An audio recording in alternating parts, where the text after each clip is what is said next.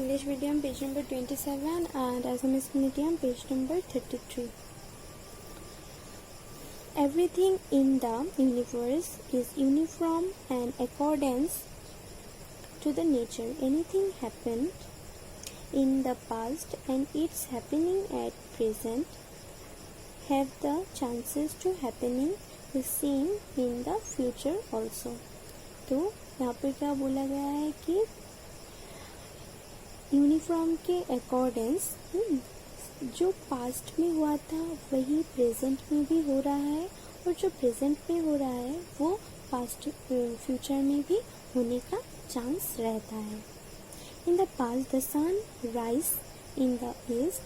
Eight present the sun rises in the east and therefore according to the law of uniformity of nature we can say that the sun will rise in the east in future also.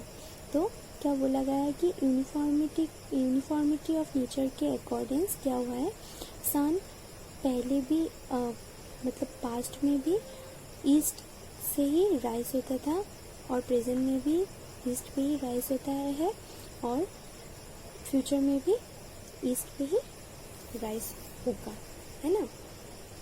তো সূৰ্য সদায় পূব পিনে উদয় হৈছিল, এতিয়া বৰ্তমানতো হৈ আছে আৰু খুব চান্স আছে যে ফিউচাৰতো সি পূব পিনে দিয়ে উদয় হ'ব, কেতিয়াও পশ্চিম দিকে উদয় নহয়. তো এইটো এটা কি यूनिफॉर्म का ये भी एक लॉ है. ठीक है. Next para. Nature is uniform with regarded to the essence of thing.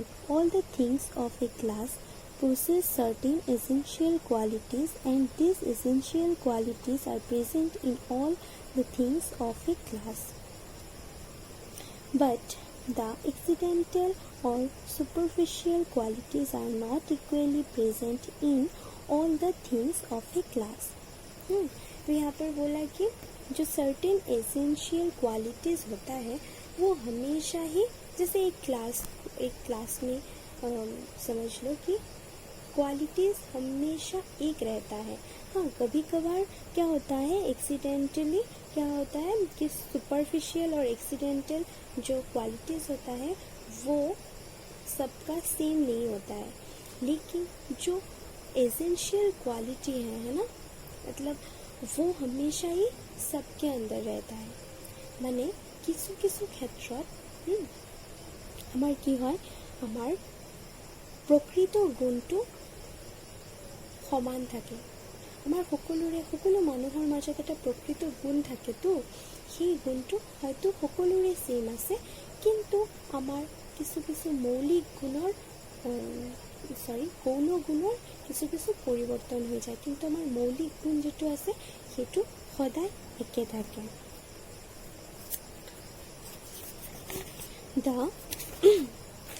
The accidental qualities of man, example black, white, tall, short, rich, poor, may be various. In spite of this difference, only for essential qualities we can put them in the same class like man. तो कैसे जे like man जे মানুহকে ধৰি লৈছে, মানুহৰ কি হয় tall, short, black, white, rich, poor এইবোৰ হয় হয়নে, ধনী দুখীয়া, শৰীৰৰ ৰং কলা বগা এইবোৰ হয়. কিন্তু মানুহৰ যে এটা গুণ আছে সেই গুণটো সকলোৰে মাজত থাকে.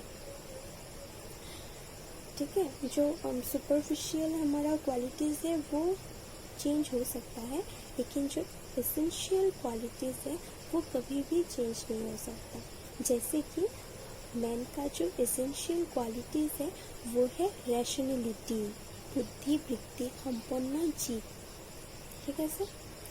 लेकिन जो हमारा कलर्स है वो चेंज हो सकता है, हमारा हाइट चेंज हो सकता है, हमारा फिगर चेंज हो सकता है, हम रिच और पोर, हम फाइनेंशियल हम लोगों का चेंज होता है, लेकिन जो हम लोगों का सोचने का एक एसेंशियल क्वालिटी है ना वो सब इंसान के अंदर रहता है, चाहे वो ब्लैक हो चाहे वो वाइट हो.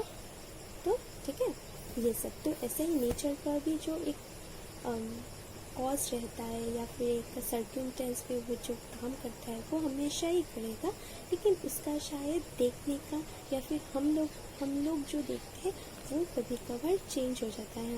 हम अपने नेकेड आइज से वो ऑब्जर्व नहीं कर सकते हैं जो कि साइंस ऑब्जर्व करता है। ठीक है,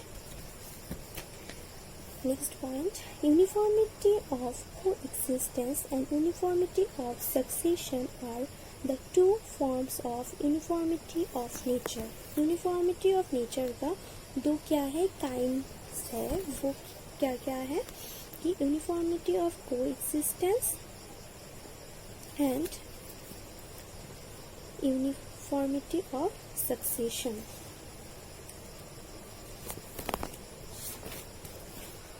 সহ অৱস্থানৰ একৰূপতা আৰু অনুক্ৰমিতাৰ একৰূপতা, এই দুটা ভাগ হ'ল প্ৰকৃতিৰ একৰূপতা বিধিৰ ভাগ। In the uniformity of coexistence, we perceive two events that occur coexistently. For example, milk is white, water is liquid, coil is black, etc. तो यहाँ पर क्या बोला कि जो को एक्सिस्टेंस जो यूनिफॉर्मिटी है वो क्या होता है, यहाँ पर दो इवेंट एक साथ में दिखाई देता है। ठीक है, एक साथ में दिखाई देता है, उसी को कोएक्सिस्टेंस यूनिफॉर्मिटी बोला जाता है।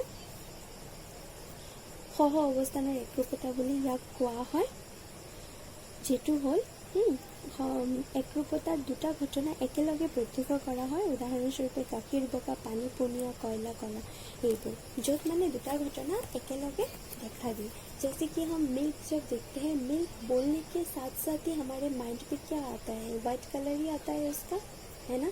कॉयल बोलने के साथ साथ क्या आता है, उसका कलर हमारे माइंड पे क्या आता है, रेड आता है, नहीं ब्लैक आता है। ठीक है, तो ये है कोएक्सिस्टेंस यूनिफॉर्मिटी, मतलब कि সহ অৱস্থানৰ একৰূপতা বুলি কোৱা হয়। মানে যিটো আমি জানো গাখীৰ সদায় বগা হয়, এতিয়া কালাৰ লোৱাটো বেলেগ কথা, কিন্তু গাখীৰ সদায় বগাই থাকে আৰু কয়লা সদায় কলাই হয়, হয়নে। তো ইয়াত দুটা ঘটনা, কয়লা আৰু কলা দুটা বেলেগ বেলেগ হয়, কিন্তু দুটা এটাৰ লগত আন এটা ৰিলেটেড হৈ আছে।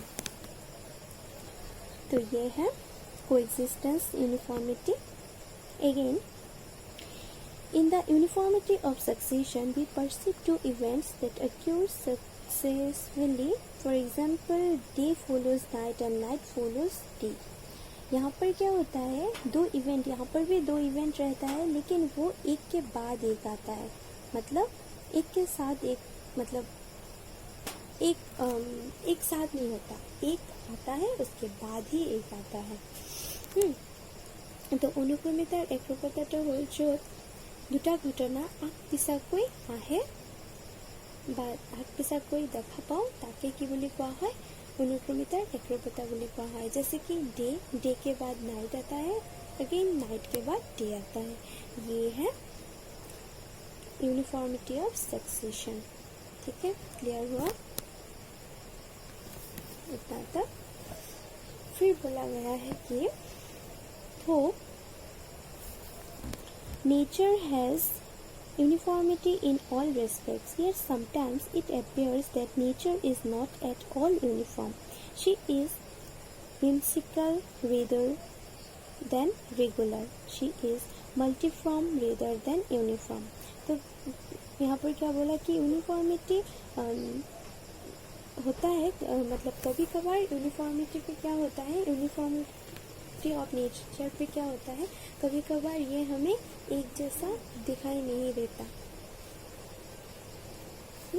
एक जैसा दिखाई नहीं देता, कभी कभार यहाँ पर जो रेगुलर जो होता है उस पर प्रॉब्लम कुछ, मतलब कुछ अलग ही दिखाई देता है। जैसे कि for example earthquake, ellipse, flood, storm, tides, tsunami etcetera, যেনেকুৱা কি ভূমিকম্প, বতাহ, বৰষুণ, জোৱাৰ, बानपानी, ये सब दिखाई देता है। Nature is not uniform. These events are governed by no laws. Nobody is sure when earthquake will come, when flood will come, when tsunami will destroy us. So, in ordinary observation, it appears that nature is not at all uniform. तो ऐसे ये सब जब हमें दिखाई देता है ना कि earthquake या फिर रेन या फिर थंडरस्टॉर्म या फिर सुनामी, इसका कुछ लॉ नहीं होता, ऐसा हमें लगता है, लेकिन ऐसा है नहीं। हम हमारे ऑर्डिनरी ऑब्जर्वेशन में मतलब ये देखते हैं कि इसका कुछ कॉज नहीं है, बट इसका भी कुछ कॉज है। ऐसे अर्थक्वेक नहीं होता, ऐसे सुनामी नहीं आता, ठीक है।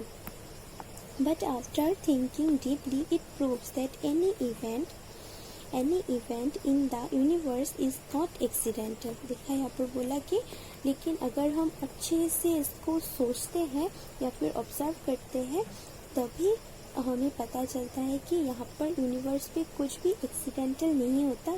जो भी होता है the accidental event also must have a cause. जो भी होता है हमें लगता है एक्सीडेंटल, लेकिन उसके पीछे कुछ कॉज होता है। So from ordinary point of view any event may be accidental, but from nature point of view no event is accidental. Sometimes it seems to rain when the sky is clear, whereas sometimes it does not rain even if the sky is cloudy.